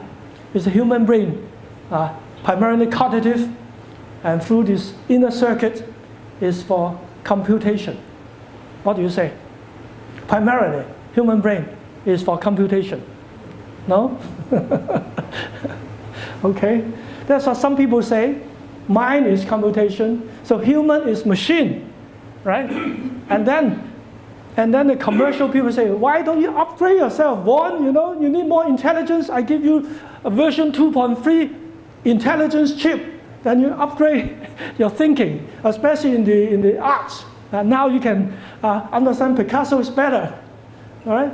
So if the human is a machine, then we can upgrade, improve it, and then we are into a brave new world. Alpha class, beta class, and so on. That's what he is trying to address. That today we tend to use Bluetooth, and also human-machine web wiring, and he is questioning that. Because human is more than that. We have reflection, we have emotion, values, cultures, and a poem is more than just words. The piece of paper with a poem worth thousands and millions is not just few words. There's some content, some value in just, because if you reduce everything into scientific words and matter, then you have nothing. Some scientists will say all the philosophies are molecular, biological, chemical reactions, and then cover you that some will argue back. Okay, then from simple biological interaction, we can have great philosophical and theological thinking. Anyway, so this is what it is. Identity, substance, and dignity, and formation is much more than AI, computation, and so on. And computer can never replace human being, and it's not, we are not just a computation. That's what the whole article. So just give you some idea what we are reading, and hopefully you can learn more. And any questions about this book and also these 3 chapters? Any other things? I think my time is up, almost up. And some time, okay. Questions? We can talk then. Okay. Yes, Lauren. I'll try to be the provocateur here as much as I can. All of the persons that you have illustrated for us are men. What about women who are doing this? In order to, I thought I talked about Elizabeth Eisenstein, and you missed that one. but we didn't have a picture. Those pictures, they're all male. But can you give us some more of the women who are self-consciously also working in areas that are related to this, Yeah. and help us see some of the alternatives that are provided? Yeah. In fact, one of the slides is a picture of a book on gender and technology, and Fenberg, I think it's a lady who wrote something about the female orientation of technology. So we do have some. And what do you need? Anyway, you're all welcome.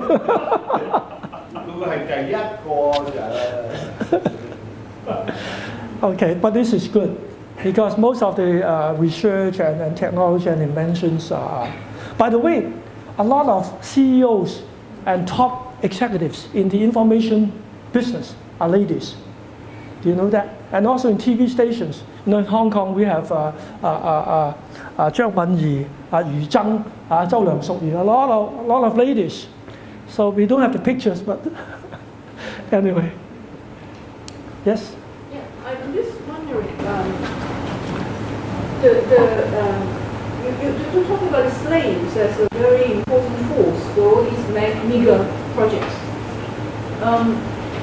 So that's why we go traveling to different countries. We see all these big monuments and we see all the slaves' products under this sort of authoritative leadership, and kings and emperors and so on. My question is, where are the Christians? So if Christianity has lasted for as long as all these slaves and kings and powers are there, then my other question is, So what are we doing here? As Mike said, we can actually compute to say that we can't possibly finish reading these books, and so we have only 5 sessions spreading over the year and so on. What are we trying to achieve? Just to elaborate our understanding and make ourselves feel more nervous and more uncomfortable. Very good. And Okay. what is the, using a utilitarian language, what is the purpose? Okay. Now, there are 2 questions. Both are important. First one, Walter Brueggemann is a Christian theologian, has high critique on King Solomon. He thought that King Solomon is a love of big architectures. He built a temple and then built a lot of garden, a lot of things, using slavery. Okay, also, okay? And because of the beauty and the awesome giganticness of these projects, and also the productivity and proficiency for irrigation and other use, seem to justify the massive exploitation of human poverty and slavery. Okay, and today we use tourism. Okay, so that is the myth and the paradox and the dilemma, and that we have to caution. And second, education is an awakening process. Once you're awakened, once you see the window, then you're supposed to fly and to enter into the window and dig deep, like Elizabeth Eisenstein in his 5th grade. And now you are still young, everybody young, and then, you know, when you compare with Moses, then you can, because the church, I think there are 2 domains that cannot forsake. One, now both are very influential on the worldview and values of a society. One, we call it popular culture, media, film, storytellings. And the second is higher education, especially research. If the church and the Christians forsake both domains, then we're in deep trouble. We are always the opponents to, you know, homosexual or whatever, you know, the society is chosen. So this session is very important, that hopefully we got to awaken through reading, through talking, through sharing, and then we will influence the way we do research, the way we teach, the way we influence, engage into the larger domain of academia. That is higher education. And hopefully some of you like Ga Kun will become a filmmaker and make films and into popular culture. 2 domains are extremely important because the church, particularly the church in Hong Kong and Asia, did not pay much attention to higher education research with Christian integration and also film and projects, media projects. Then we are what we are today. And hopefully this can change through small mustard seed, you know, just talking round tables. I believe that things will change, may not to the speed and efficiency, but somehow this is the beginning. Did I answer your question? Okay. One final. How are we doing time? Well, it's time for discussion now. Time for discussion. We're discussing. No, that's good. Okay. Yeah. The closing remarks, so just for your impression, so the closing remarks are in 20 minutes. So in 20 minutes we need to knock it on the head, I'll stand up and send people out. But you don't have 20 minutes of discussion time. Wow. Okay, that's good. Okay. Okay. So we have plenty of time to discuss. Okay. All right. So we can entertain some more questions. Dr. Choi Ah-Chung, anything you want to comment? Here's one of our presenters, also Lauren.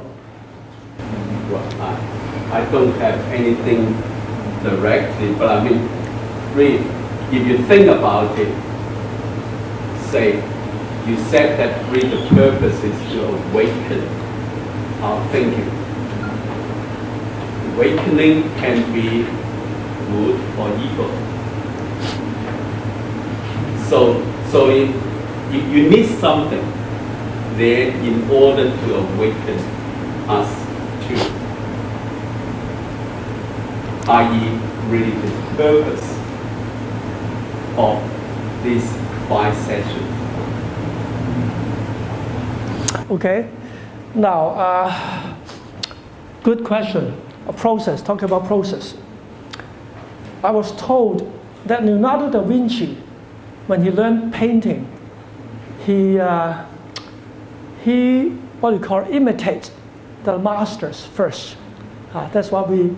So hopefully we have good read through this reading and discussions. And how come we have so many good articles? And then we have to learn from them. All right.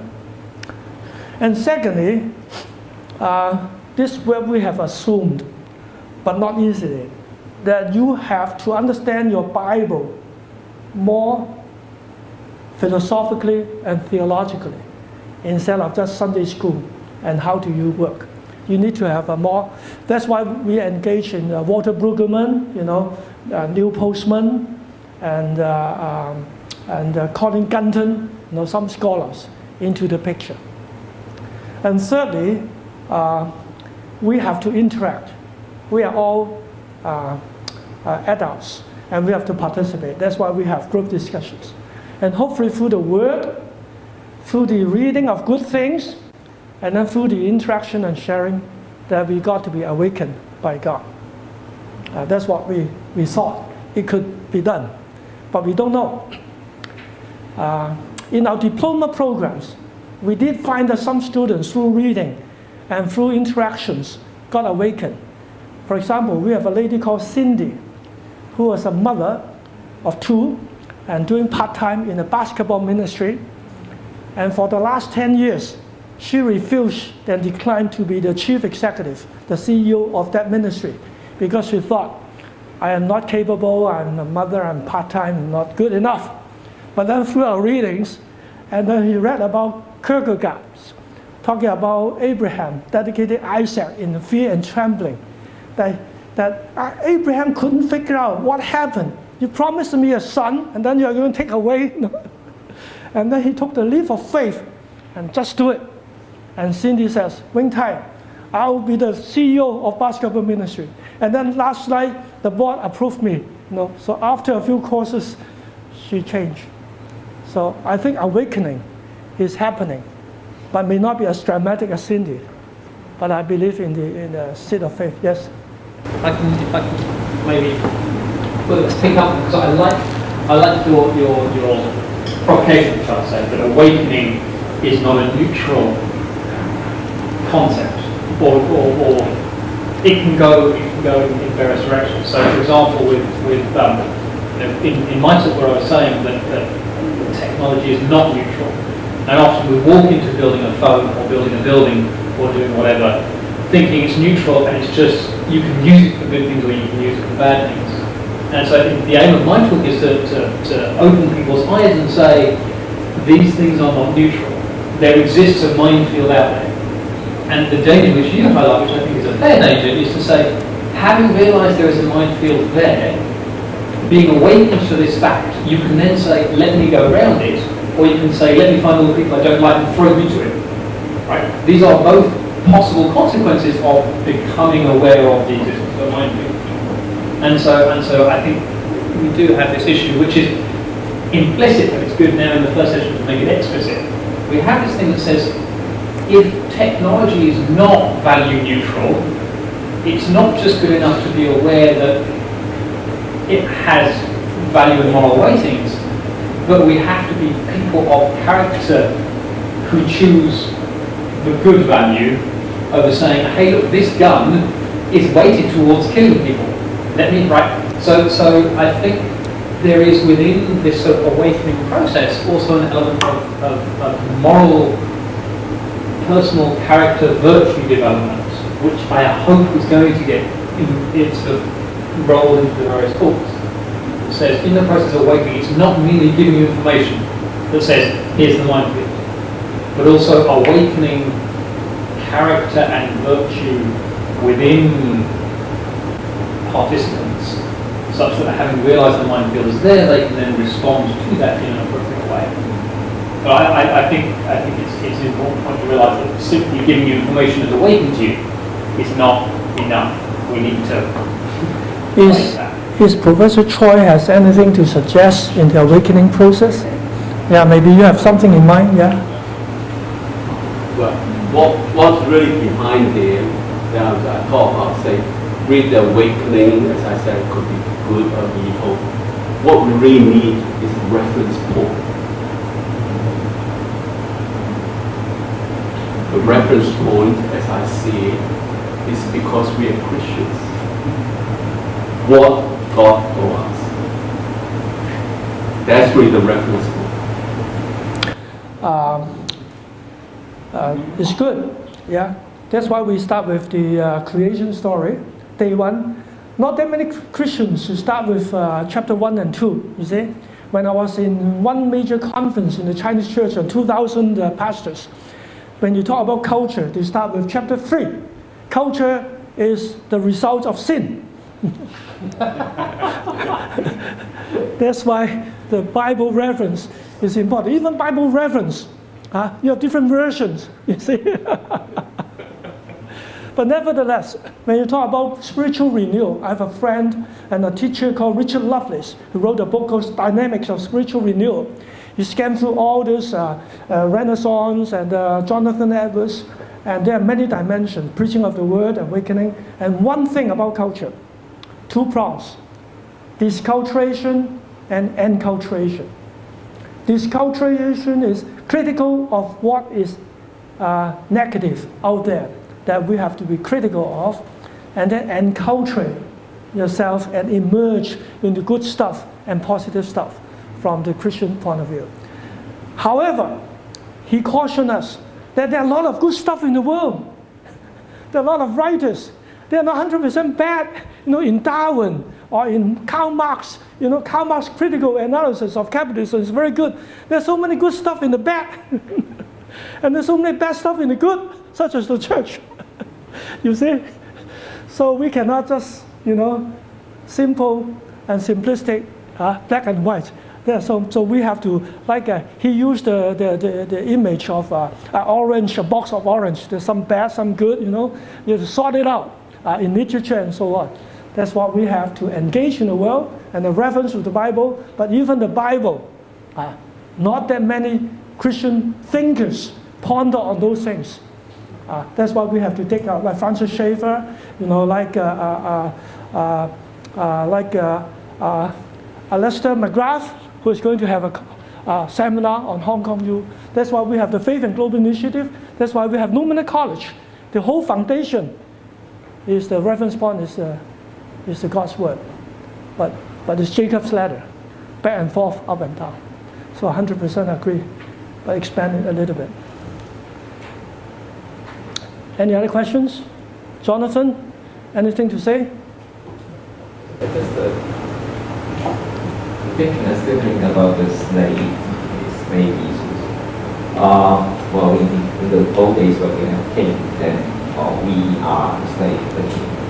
And now we don't have a king, at least in Hong Kong. But somehow, we don't know that we are in slavery of kind of system, either technological or governmental or cultural system. So that kind of awakening is that somehow we need to be aware of we are still a slave of some kind. If we are not aware of that. So that kind of enlightenment that we need to get every day is that are we a slave of this kind or that kind? Are we a slave of getting a better or even best family in the world? Most harmonious relationship. The harmonious relationship can be a slavery system to us because we don't want to argue, we don't want to discuss in a very rigorous way. So that kind of awakening, it can be dangerous to, at the end of the discussion, or part of the discussion, are we going to talk about, are we slave of the Creator? And that kind of thing, but entering into this kind of discussion can also be quite meaningful because our God is not a God of the Muslim. Our God is a God that loves us, and it's kind of different when we talk more. In the in the true direction again. And then that I'm thinking about that, the awakening, slavery, and the captives. Yeah, I couldn't agree with you more. What is the nickname of Steve Jobs? What's the nickname of Steve Jobs? It's the bishop. Technology is our king. Lauren, you want to say something? As a follow-up, this is really important biblically, because even in our Chinese Bibles, we talk about Bokyan or Kuran, but the servant is doulos, is slave. So that what we're asking is, to which systems, to which worldviews, to which realities are we committed ultimately? Because we are people who live and die, but we can live again. And the enslavement to the living God is the one that liberates us ultimately. And here we have before, our other colleague pointed out the paradoxes that we face. This is a paradox. But we do have choices about what kind of enslavement we have. And the question is there one? Can enslavement, using this term in English, can be very negative, but can enslavement of the living God liberate us so that we can see what otherwise we wouldn't see in the environments of the technologies and the technological systems that we are part of? I believe that's true. I trust that's the case. I experience it in this book. But can we go beyond I to we? Can we make some even corporate judgments, some ecclesiastical judgments on this? Those become the really transformative sides too. Yeah, just one word about slavery in a Christian sense. They have the imitation of Christ in the book of Philippians, that he laid down his life, and then become man crucified. First of all, slavery is voluntary. Secondly, is imitation of Christ. And thirdly, is obedience to God. And then God raised him from rise up and the King of Kings. So anyway, I think we have pretty much discussions for today. Anyone want to add anything? Agnes? No? Sherman? No? Okay. So we'll leave it to Peter. Thank you. Sure. Thank you so much, Wing Tai, who has given us an overwhelming information so that we can start reading them now with a purpose to find ways to redeem technology. I think we need to think more seriously, not only to think, but to develop a new awareness so that we can change our understanding of technology. Thank you, Wing Tai. Okay.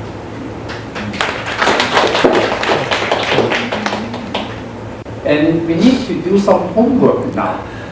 So Mike and Wing Tai will continue to talk about homework. They will have another 15 minutes. Please.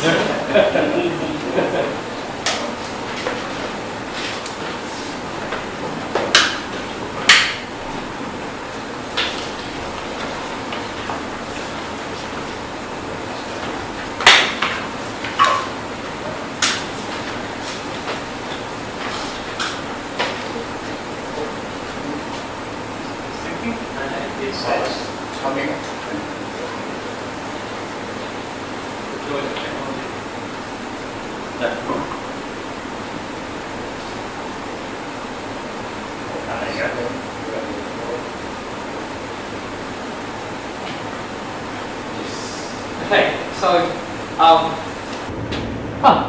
don't know about you guys, I've enjoyed this morning. Thank you very much for coming, thank you very much for joining us, thank you very much for being involved with everything that's gone on, engaging with everything that's gone on, walking around during the discussion session earlier. It's really nice to have such a difficult time getting people to stop talking and go and drink coffee. That I think is an indication that you were kind of actually grappling with the subject. It's really nice to see. So, anyway, the next session is going to be in 2 months' time. Between now and then, what we don't want is for you to say, that was a really awesome morning, I've just had my mind blown, I've learned a whole heap, I've got a whole pile of questions to think about, let me go back into the world, go back to my job, get snowed under on my emails, and then in 2 months' time I'll come back and think, hang on, what will we do? So the homework essentially serves two purposes. Purpose one is to give you a poke to continue engaging a little with some of the discussions that we've had today. So it's just to prompt you to sit and go through your notes and consolidate them and just chew over them a bit rather than walking out the door and forgetting what you've done. Second purpose of it is to give us some feedback so we kind of know what you have got and what you haven't got and where that all fits together. So issues that were raised where you said, don't forget this, or we said, but this has something else in that direction. So these are useful to us so we can say, good point, we didn't maybe say that as clearly as we should or didn't emphasize as much as we should have done. So, that said, that's why we're setting this. It's not because we mean nasty people that like making you do homework. So, list 3 points that have inspired you or which you found interesting or which were new to you or something. I've said here that are related to what you're doing. If you just found things that were interesting because they were interesting, stick those down as well. We're not going to grade you on it. Then there's 3 points about which you're unsure, or where you think there could be further discussion, or where you think we could elaborate it further, or whatever. So stick those down. If you come up with 5 points, drop us 5 points. If you scratch your head, you can only think of 2. Again, we're not going to sit and fail you for it. And then once you've done that, send them to Katie, whom you've all seen this morning, man in the front desk, person in the front desk, on this email. We're going to set a deadline for you just because if we don't, we won't get any emails at all. So this gives us an excuse to chase you and say, did you have a chance to think about this? And we've set it for 2 weeks' time because if we set it for 4 weeks' time, by the time you do it the day before the deadline, you'll have forgotten what we've spoken about. So on the 24th of October, we'll start sending emails to say, guys, come on. So this is for your benefit, just so you can actually get something out of this rather than going in and then gently trickling out before it's been consolidated. So that's the homework. It's written in a hard copy on a sheet in your folders. Regarding your folders, in this first session you've got about 15 sheets of paper. We figured let's give you a folder because by the end of the 5th session you're going to have about 60 sheets of paper, and if your office is like mine, 60 loose sheets of paper, I could have saved myself a tree. So when you come to the next session, bring your folders back with you. These are big enough to fit all of the notes for this session, as in this whole series. So you can then say, okay, this is the compiled set of notes. Thank you. Right? So bring these back for the next session. Next session we will give you lots of sheets of paper, but we're not going to give you a new folder.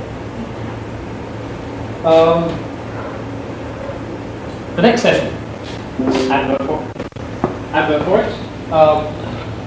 Professor Pfister, whom you've all heard this morning, imparting his wisdom, is going to be speaking on searching for Christian values that can redeem technological systems, complications, challenges, and confirmations.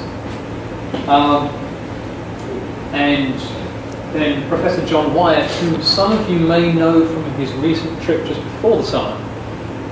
He was here in Hong Kong. He spoke at Lumina, and he also spoke with Paper Science Forum. He's not going to be physically here due to the joys of modern technology. He's going to be here, standing in an office in the UK at 2 o'clock in the morning, UK time. He said it's going to be a kick to get up at 2 in the morning, but it's better than a flight to Hong Kong and back. So he's not going to be physically with us here, but he's going to be live, fielding discussions and conversations and so on and so forth. So yes, so the texts for your reading are not yet fixed. They will be fixed very soon. We will get them to you as soon as we have them. In any event, probably some of them will come from this, even if the ones from this talk don't, and they probably will, get this anyway because this is the set of readings of the titles. As we say, it's $50 US, you can order it online, you just go click, it's a 5 minutes job, it's very efficient and easy and lots of technological things. Or you can go to a bookshop and actually meet people. But yes, get yourself a copy of this, you have 2 months till the next thing, please do so, and then we'll send you the readings ASAP.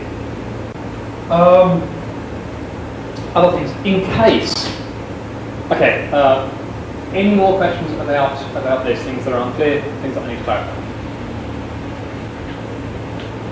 Awesome, good. In which case, if you've been fired up by today's session and tremendously engaged, and you can't possibly wait until the 2nd of December for your next kick,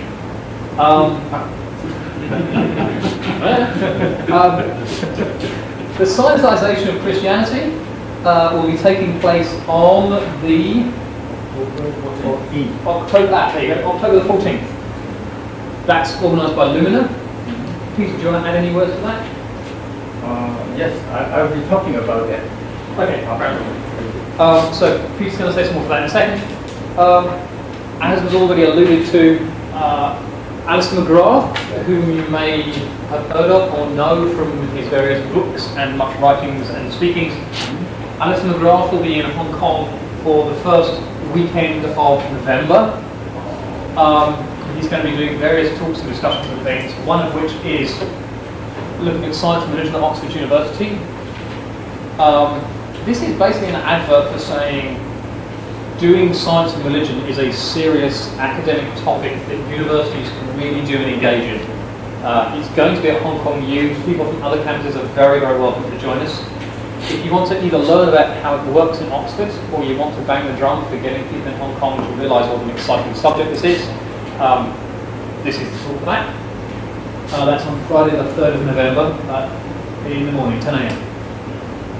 Then on Saturday, the following day, at lunchtime, he'll be at City U giving a careers talk. So if any of you have students who want to hear about careers from a man who is full of wisdom and has walked an interesting career path, starting off as a scientist and finishing up as a theologian, that's at City U. And in the evening on the Saturday, there's going to be a public talk, Science and Religion, Conflicting or Enriching, invite your friends. If you have any questions about stuff that's coming up, when things are, what the reading list is, what you should be doing, who's speaking, blah, blah, blah, your one-stop shop for all of your information is on the Faith and Science website. Go onto that. On the front page, there's one labelled Reading Technology Workshop. That has all the information you need, hopefully. If that doesn't have all the information you need, CaseMod has all the information you need, definitely. Good. Any questions? Then, Peter. Wintai, do you have anything to add? No. Thank you, Wintai.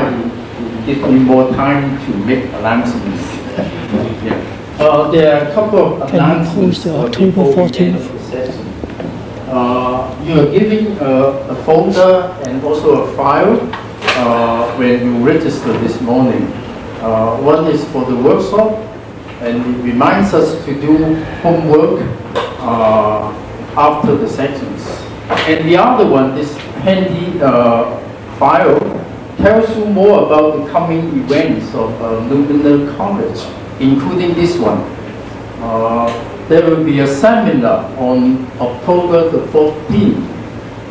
It is on one of the greatest 20th century Chinese theologian, P.C. Zhao, Jiu Jishan, who has also worked diligently on the integration of faith and Chinese culture. So if you can't wait for our second workshop, you will come and meet us again on October the 14th, the same place here. We are also having 2 diploma courses. You can find it from the folders, starting from next Monday. Again, on Christian faith and contemporary culture, and also on future leaders. integrating Christian worldviews and learning. So please come to join us before entering into our MA program if you're planning to, which will start in September next year. And more still, there will be an international conference in January next year. The theme is on Christian mind in the emerging world, academic faith integration within the Asian context and also from a global perspective. And we are glad to tell you that we have invited 6 speakers and also accepted a total of 24 papers by scholars from the United States, from the United Kingdom, Australia, Philippines, India, China, and Hong Kong. So it will be a great conference, and I hope that you all can join too. You can register online, read our information, please.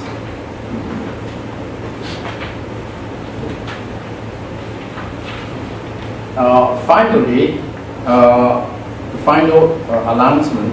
If you want to have further discussions with our speakers today, and also with our other speakers, Lawrence and Achong, you are free to join us with lunch with us. Fastgo will cover our lunch expenses, so all are welcome. Thank you for Mike also. Please remember that our next workshop will be on December the 2nd, the first Saturday in December. So be prepared to do your homework, your pre-workshop readings, and also contact us via emails. Thanks once again for joining this series of lecture. See you soon. Thank you.